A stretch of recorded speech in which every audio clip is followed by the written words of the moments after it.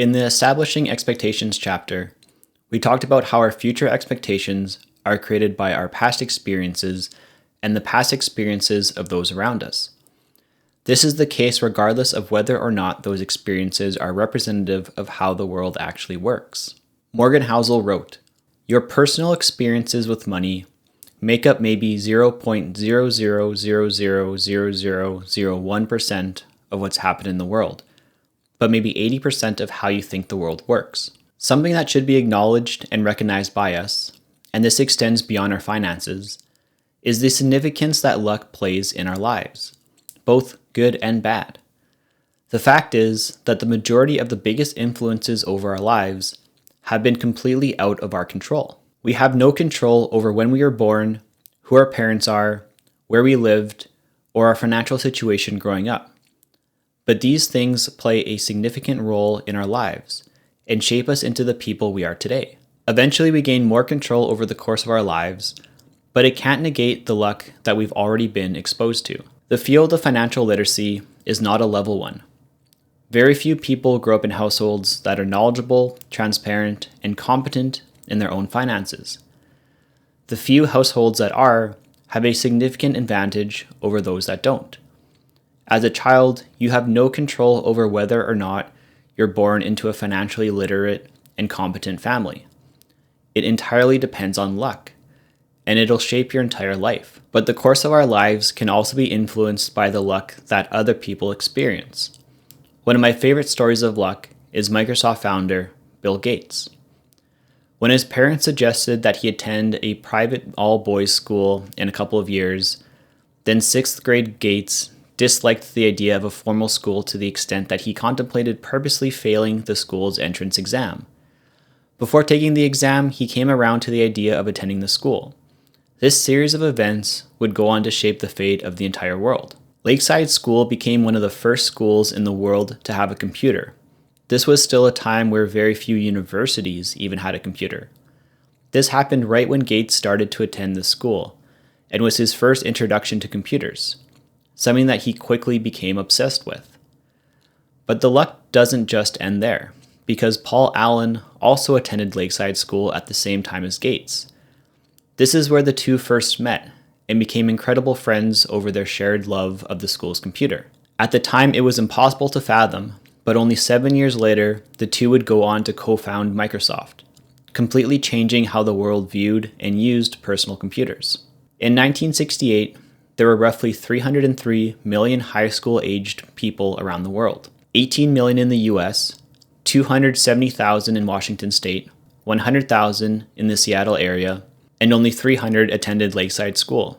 Gates and Allen each experienced 1 in a million odds of attending Lakeside School. Gates was born at the right time, in the right place, into the right family. Of course, luck isn't the whole story. It's still up to the individual to take advantage of an opportunity. But regardless, luck, and many things beyond his control, played a significant role. The role that luck played in Gates' life hasn't gone unnoticed to him, with him stating, "If there had been no Lakeside, there would have been no Microsoft." When we consider the role that luck plays in our behavior as investors, we have to consider systemic variables. In The Psychology of Money, Morgan Housel isolates 3 keys: how stock markets have performed, the impact that inflation has had, and the labor force participation rate. We can see that something as simple as when you were born can drastically influence your perception of something. Looking at this chart, we can see that the stock market has performed very differently depending on when someone was born. Someone born in 1930 or 1970 will have a much more optimistic opinion on investing than someone born in 1950 or 1960. Given that humans' most influential years are our teens and our 20s, this can radically shape our view moving forward. We can also see how inflation rates would impact our money behavior. In recent decades, we've experienced historically low and steady inflation. In the 1970s, however, inflation was double digits for years. This created an environment where money was tight, unemployment was high, and discretionary spending was low. This encouraged people to save and be frugal, simple behavior that could easily become routine for the rest of someone's life. We also have to acknowledge that the idea of retirement is still a relatively new one. It wasn't really until after World War II that we began to see the majority of the male workforce stop working after the age of 65. Until then, it was normal behavior to simply work until you absolutely couldn't work anymore. There's really only been a handful of generations in everyone's family that have really had a normal opportunity to actually retire. When we look at all of these three things, it all comes down to things that are outside of our control, which can only be summed up as luck, either good or bad. This brings us to another consideration. Growing up, our biggest influences are our parents and our immediate family and friends. We can see how just a decade or two in time can make a considerable difference in how things could impact the world at our most influential time. When he was only 13, Bill Gates got lucky by being in the right place at the right time and with the right people. As inconsequential as choosing a high school might feel, it set the rest of his life off in an incredible direction. And today, it's impossible to imagine a world where Microsoft doesn't exist, where things didn't go exactly the way that they did. When receiving influence from someone or something, we have to consider the information itself. Does it make sense? Their knowledge on the subject. Is the information trustworthy? And their experience or bias.